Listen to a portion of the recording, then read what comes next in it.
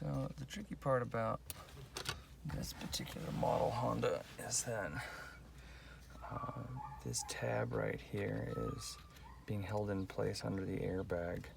So most other Hondas, you can just pull the piece out and get to it. The plug is very tight as well. The plug is generally at the top on the pilot and the cord and all that other stuff. So unfortunately, I gotta pull the airbag, disconnect the battery first, and pull the airbag to the side. The control module will plug in here at the bottom, very, very tight, and slide into place. If you can see this. Tab slides into place here.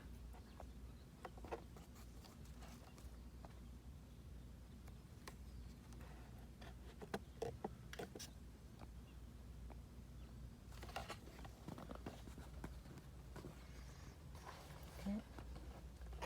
And the airbag will go back into place.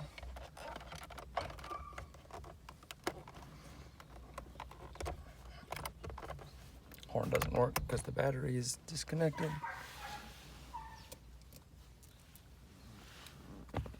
And then it takes special Torx to come in from underneath.